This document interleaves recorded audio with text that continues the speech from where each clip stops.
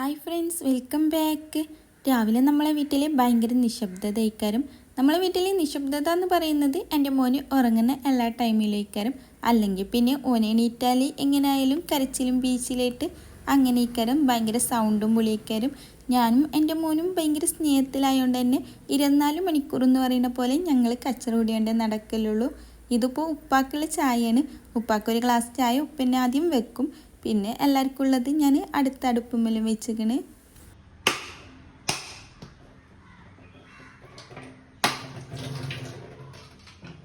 ഇന്നിപ്പോൾ രാവിലെ ഉണ്ടാക്കുന്നത് പുട്ടാണ്.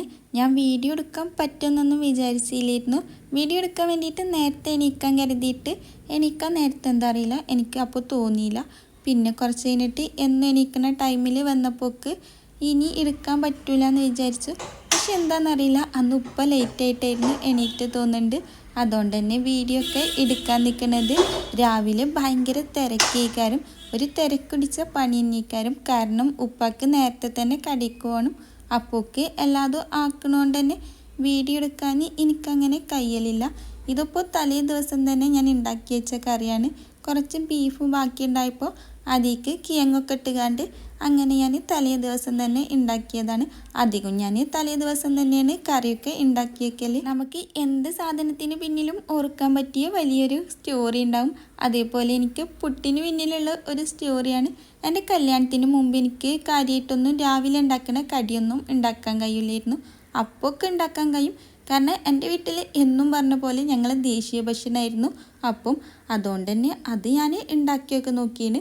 അപ്പോൾ അതെനിക്ക് ഉണ്ടാക്കാൻ അറിയും. പക്ഷേ പുട്ടൊന്നും ഞാൻ ഉണ്ടാക്കി നോക്കിയില്ല. അതൊക്കെ എന്തെങ്കിലും ഉണ്ടാക്കണമായതുകൊണ്ട് പിന്നെ രാവിലെ തന്നെ അധികം കിച്ചണിൽ കയറാത്തതുകൊണ്ടും എനിക്ക് അതറിയില്ലായിരുന്നു. കല്യാണം കഴിഞ്ഞതിന് ശേഷമാണ് ഞാൻ ഫസ്റ്റായിട്ട് പുട്ടുണ്ടാക്കാൻ നോക്കുന്നത്. അപ്പോൾ ഉമ്മ ഫസ്റ്റത്തെ ട്രിപ്പ് ഉണ്ടാക്കിയതിന് രണ്ടാമത്തേത് ഞാൻ ഉണ്ടാക്കാൻ വെച്ചതാണ്. എങ്ങനെയായിട്ടും അതിൽ നിന്ന് ആവി വരുന്നില്ല. പിന്നെ ഞാനത് എടുത്തുകൊണ്ട് ഒഴിവാക്കിയിട്ട് ഫസ്റ്റിങ്ങന്ന് ഒന്ന് ഇട്ട് നോക്കിയാലോ എന്ന് വിചാരിച്ചിട്ട് അത് എടുക്കാൻ നോക്കിയിട്ട് അതിൽ നിന്ന് കിട്ടണില്ലായിരുന്നു. അത്രയ്ക്ക് അതിൽ ഇങ്ങനെ കട്ടിയായിട്ട് വെക്കുകയാണ്. അപ്പോൾ കുറേ കുത്തി മറിച്ചിട്ടതിന് ശേഷമാണ് അത് കിട്ടിയത്. ഞാൻ കാട്ടിയ പൊട്ടത്തരം എന്താണെന്ന് വെച്ചാൽ ഞാൻ പൊട്ടിട്ടതിന് ശേഷം അതിങ്ങനെ അമർത്തി കൊടുക്കും. എന്നിട്ട് പിന്നെയും പൊടിയിടും, പിന്നെയും അമർത്തി കൊടുക്കും. അങ്ങനെ കുറേ പുട്ടുപൊടി ആയിക്കിട്ടുകൊണ്ട് അമർത്തി വെച്ചിട്ടാണ് അങ്ങനെ ചെയ്തത്.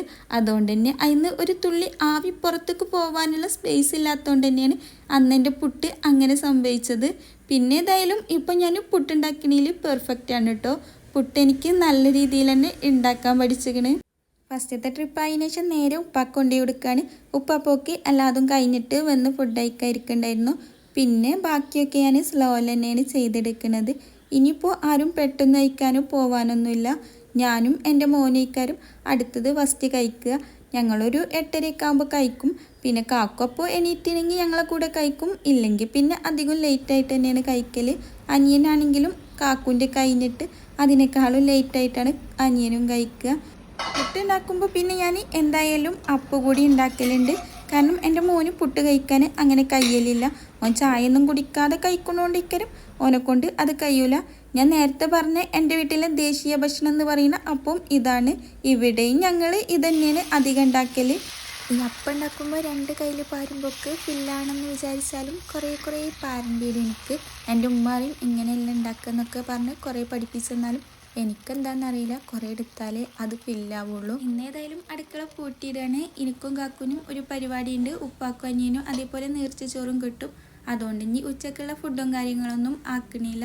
ഇത് പിന്നെ കുറച്ച് അധികം മുമ്പത്തെ വീഡിയോ ആണ്. ഞാൻ എഡിറ്റ് ചെയ്തിടാൻ കുറച്ച് ലേറ്റായി പോയതാണ്.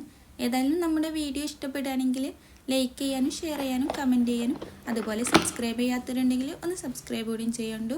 അടുത്തൊരു നല്ല വീഡിയോ ആയിട്ട് വരാം. ഇൻഷാല്ലാ. Bye bye.